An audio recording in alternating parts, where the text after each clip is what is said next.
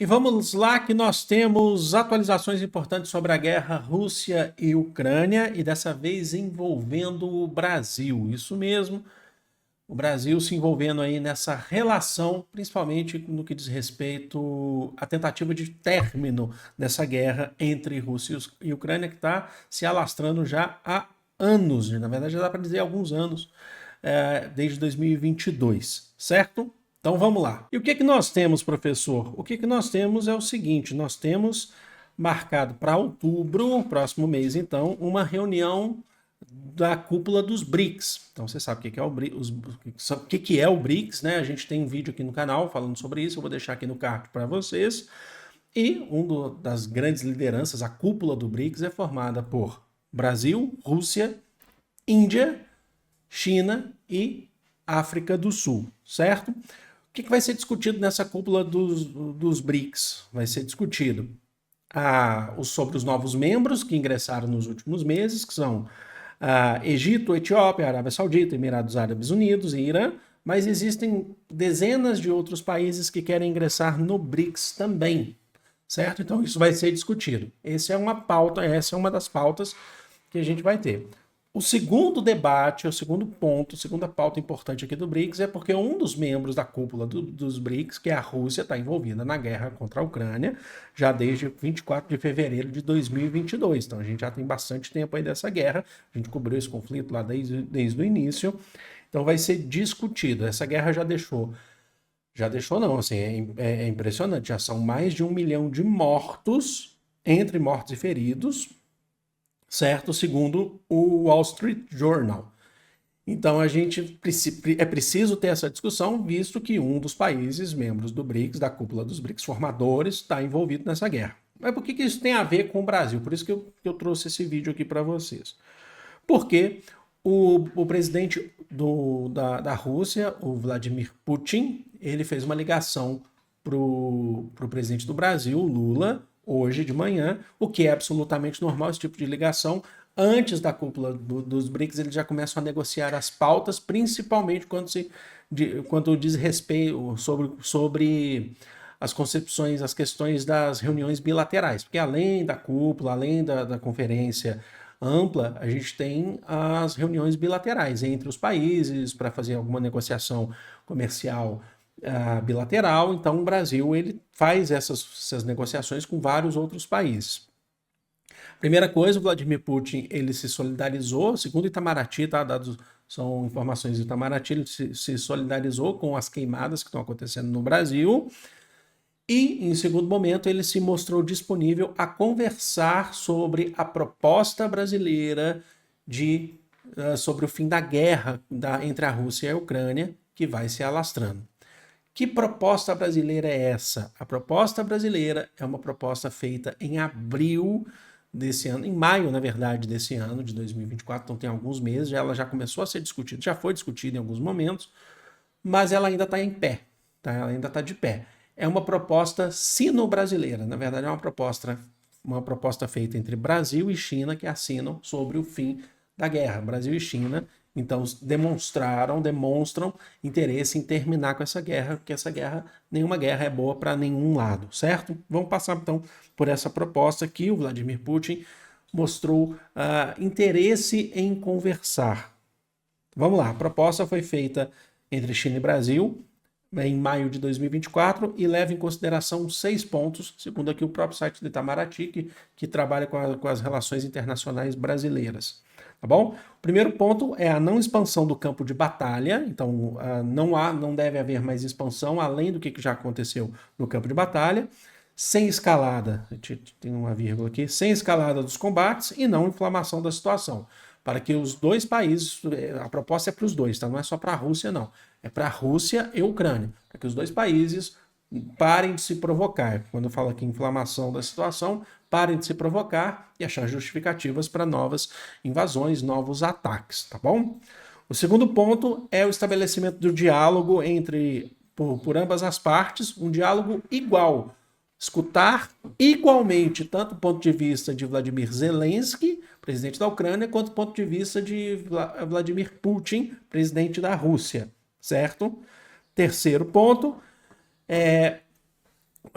promoção de assistência humanitária, evitando ataques a civis, principalmente mulheres, idosos e crianças e enfermos, certo? Quarto ponto, proibição. Então, tem que ser bilateral, tá? Então, tem que ser igualitário. Proibição de armas de destruição em massa, das duas, tudo que a gente está falando aqui é pelas duas partes.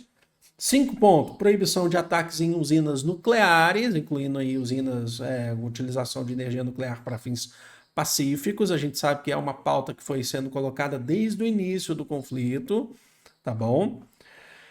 E o sexto ponto, que é o sexto aqui que eu trouxe um pouquinho maior para vocês, é porque diz respeito às relações internacionais, às relações, o quanto que uma guerra pode atingir outros países. Então, por exemplo, a divisão do mundo em grupos políticos deve ser evitados, políticos e econômicos, tá?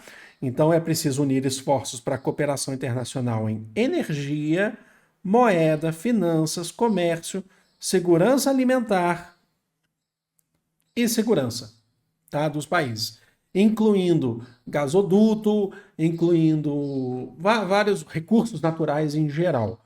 Por quê? Porque com a guerra, a gente sabe, quando eu tinha feito o vídeo lá atrás, quando começou essa guerra, eu falei da concepção da questão do fornecimento de gás da Rússia para o restante da Europa. Isso prejudicou a economia. Isso, a gente viu ao longo desses anos, inclusive, a questão dos fertilizantes, o quanto prejudicou a economia. A gente começou a ter alta de preços geral, não foi só no Brasil, foi geral. Então isso prejudica todo mundo, tá? Isso mexe com insegurança alimentar, isso mexe com problemas de finanças, problemas de redes de comércio.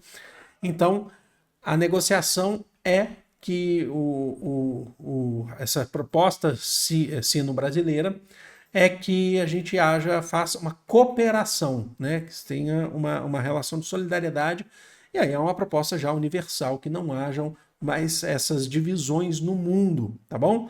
Você deve estar se perguntando assim, mas quando se fala em divisões no mundo, por que então vocês estão falando do BRICS, então? O governo brasileiro está lá no BRICS, porque aí não se trata de divisão, aí a gente tem uma organização, um grupo que preza pela solidariedade entre os membros, já que existem outros grupos também, por exemplo, como a gente fala sobre a Europa, falando entre outros grupos, tá? Não é nesse caso, a gente está falando em relações comerciais que extrapolam os limites das organizações internacionais, tá? Extrapolam os limites para que haja cooperação sempre entre os países, tá? Independente se pertencer a um grupo X ou Y, tá bom?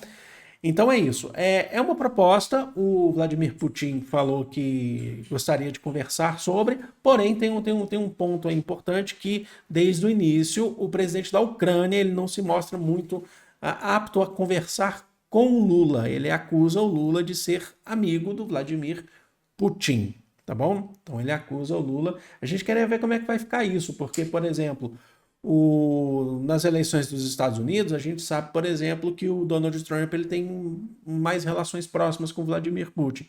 Se ele for eleito, tá? A gente não tô aqui cravando, não tô nem falando sobre pesquisa eleitoral nos Estados Unidos, porque a Kamala acabou equilibrando mais aí a balança, mas há a possibilidade do Donald Trump ser eleito. Se ele for eleito, será que o Zelensky vai falar a mesma coisa que ele fala do Lula para o Donald Trump? Porque o Donald Trump sempre teve relações muito próximas com o Vladimir Putin. Então, será que o Zelensky teria o mesmo tratamento? Então, o Zelensky acusa, desse ponto de vista, ele não se mostrou até agora propício a conversar sobre, tá? Um outro ponto que eu queria trazer para vocês aqui, para a gente fechar, é o mapa da guerra. Esse mapa da guerra é o mapa mais próximo do atual que a gente tem. As áreas mais avermelhadas que a gente tem aqui são as áreas ocupadas pela Rússia, certo? Que são essas áreas aqui, ó. Então a gente tem esse limite territorial aqui, ocupadas pela Rússia, tá bom? A gente já falou muito disso aqui. E as áreas em amarelo são áreas recuperadas pela Ucrânia ao longo dessa guerra. E nós temos aqui a Ucrânia e a Rússia, certo? Essa proposta, ela leva em consideração até então, essa proposta dos 6 pontos sino brasileiro, que não haja mais expansão das fronteiras. Mas sobre A discussão sobre a devolução de territórios ou não é uma outra pauta, é uma outra discussão que ainda não foi levada, principalmente nesses pontos aqui, divulgados pelo Itamaraty lá em maio de 2024, tá bom? Então é isso. O importante é partir aí para o fim da guerra, na minha opinião, mas acho que ela ainda está muito longe de acabar. Vamos esperar, sempre que tiver alguma atualização, eu trago para vocês. Então é isso, vou ficando por aqui. Amo vocês de coração, um grande beijo. Fui!